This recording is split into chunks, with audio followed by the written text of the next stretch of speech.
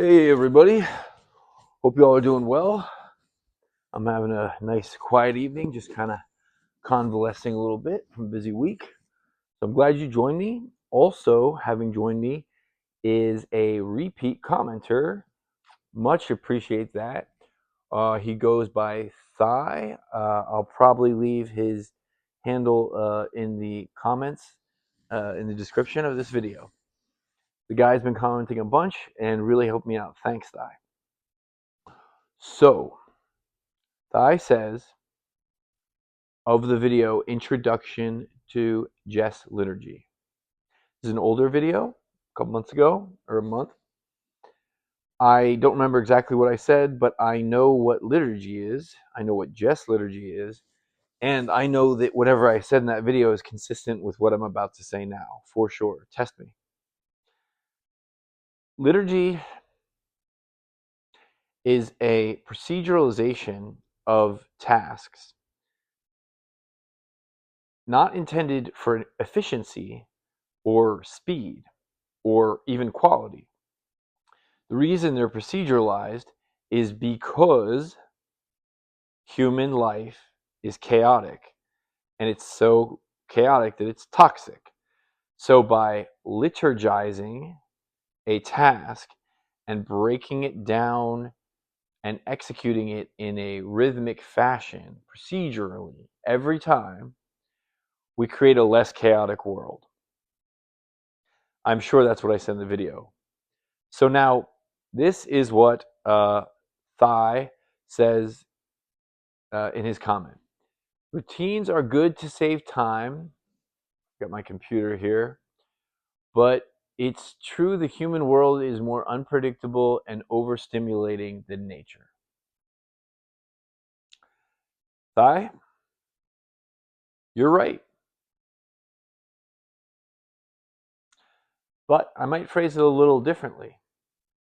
Routines are good because the human world is more stimulating than nature. Okay? Now, what I mean by that is, let me try to see what I think you mean by this here, real quick here. Well, everything you say is correct. What you call the human world, or nature as lived by humans today, is overstimulating. And the simple reasoning for that is that we are a Homo sapien organism that is engineered biologically, cell by cell, to succeed in a Homo sapien habitat of berries and roots and hunting deer and so on. And so, being engineered for that and taken out of that environment to this place with walls and cushions and things of it and videos, our bodies and our minds feel insulted or offended by the alienness of the environment. It's like taking a diesel car and putting unleaded gasoline in it. The diesel car will not like it. The diesel car will not run well. The diesel car will break. And that is exactly what has happened to human beings.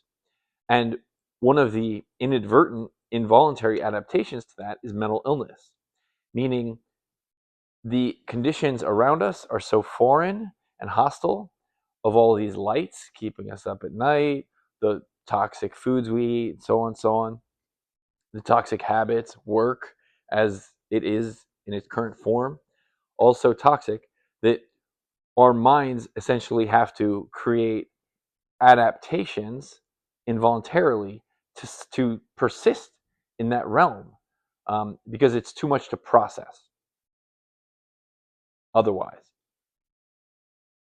And so that is where meditation comes in as a non-secular, non-spiritual, non-religious practice that is designed to allow that stimulation to pass through without agitating mental illness or involuntary adaptations, which would cause our lives to be ruined.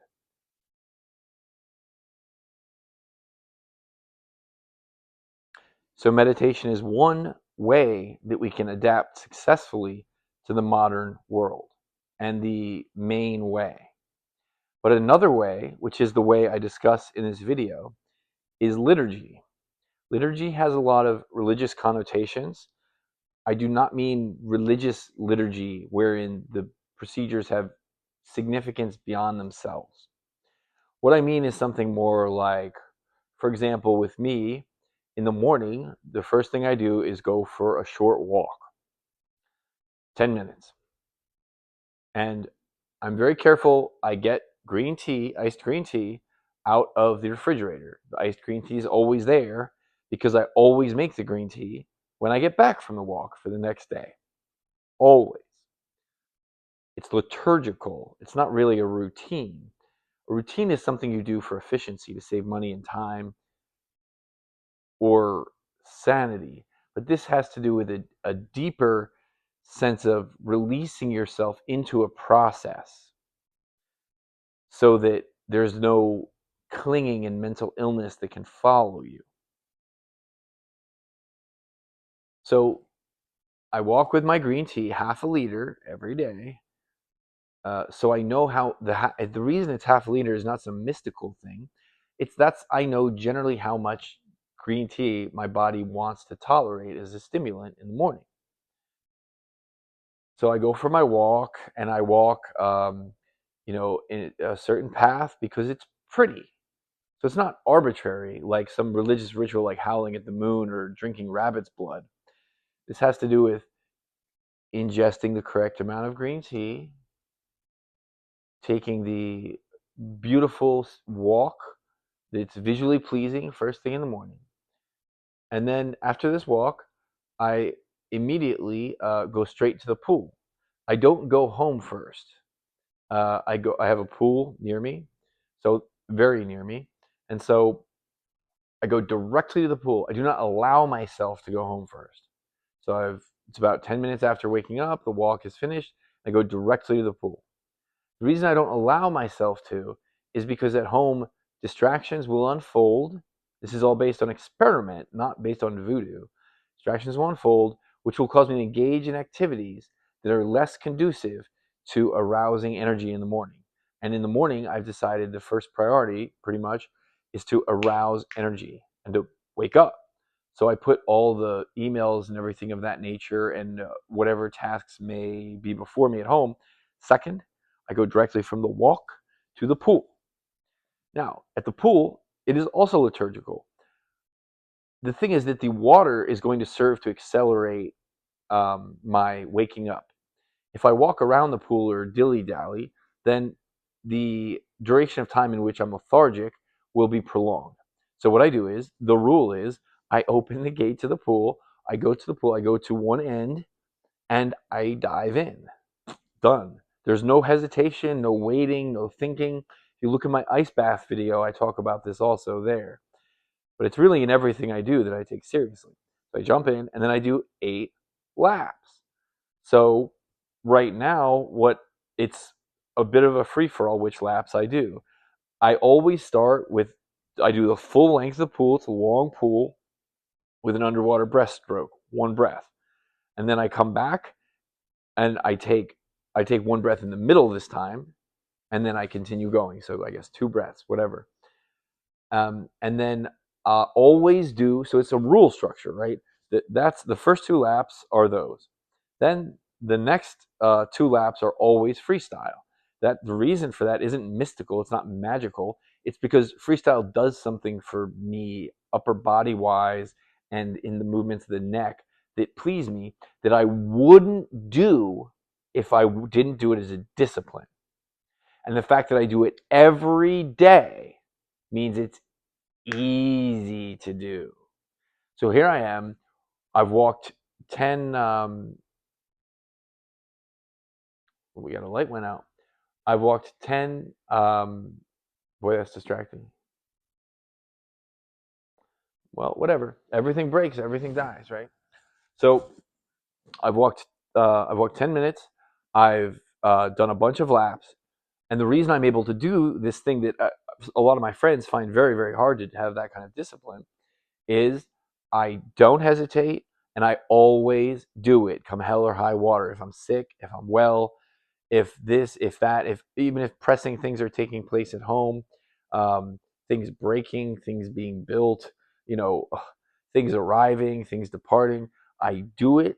I don't insert any distraction. I keep it tight, like in the military. I was never in the military, but like the military. And the reason they do it in the military is it is true that it's efficient in the military, but it keeps the soldiers sane in a time of war.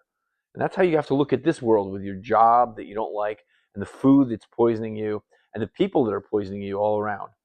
It's war. And if you're going to win, meditation is the most important tool, but liturgy, meaning proceduralizing the parts of your life that can conveniently be proceduralized, and do it so one, you're sane, and two, maybe there's some more efficiency to it too. And you're taking care of yourself and your priorities in a way you wouldn't by instinct. Now, you wrote here that the human world is more unpredictable and overstimulating than nature. That's true. Animals have liturgy. Bees have liturgy. They fly a certain place at a certain time. They go certain other places. They move, they migrate, they mate.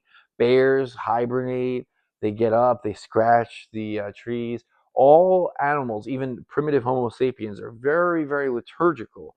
And it's an adaptation that exists in order to live in harmony with the stressors around you. So, instinct serves as one of the main motivations for liturgy in all life forms, even bacteria. But the unfortunate part of being human, I guess, is that our instincts lie to us.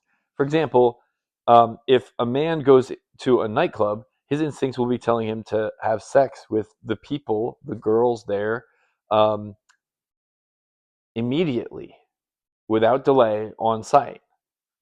However, of course, that instinct will lead him into a compromised position. So human instincts, you're pointing out, Thigh, that the human instincts no longer serve us, meaning, as you say, the human world is more unpredictable and overstimulating.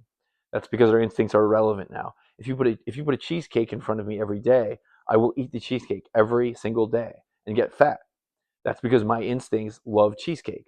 But it's not a wise instinct. It's a foolish instinct.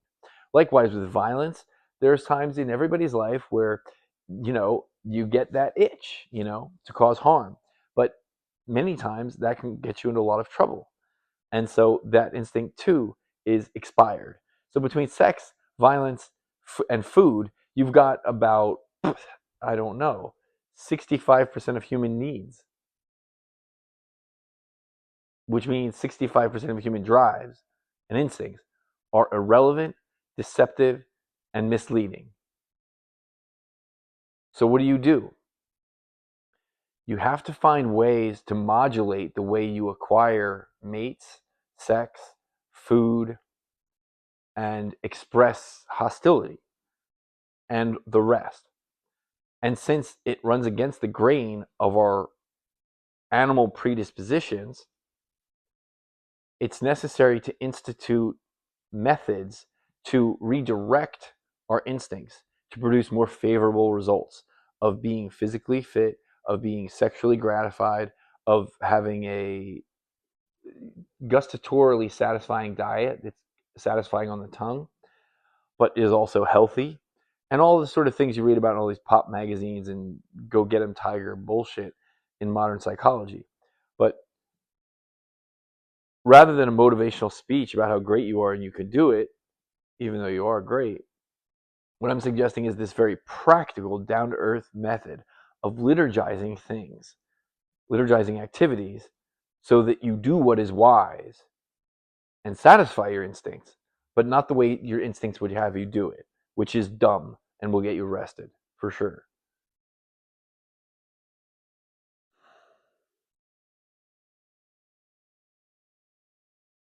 So routines are good to save time, but liturgy saves your mind, even if it costs you time. Better to save your mind than your time. And it's true, Thigh, that the human world is more unpredictable than what you call nature. But that's all the more reason to use your mind to overcome that disparity and that friction between our instincts and our environment that we've created around us. And so, Thai, you are correct that routines are good to save time, but it's true that human nature is more unpredictable and overwhelming than nature. But I am also correct that liturgy is one solution to that, and it's one, Thai, that you should take seriously, and it's also one that everybody should take seriously, because nobody's acing the test here. So don't feel bad. Now, I'm going to carry on with my liturgy, whatever the hell that is. The uncertainty, I don't know what the fuck I'm doing right now, liturgy. And I hope you all have a blast. I hope you have a great night and all that stuff. And, I love you all, and I hope that this is useful. Thai, thank you so much for your comments. And everybody, take Thai as an example. These comments are helpful for bridging the gap between my mind and yours. I don't know what you don't know. So tell me, and I'll straighten it out, because what I'm saying is true. It's supremely useful. So hit me up with comments to this and everything else. Have a good night. Love you all, etc., etc. Peace out.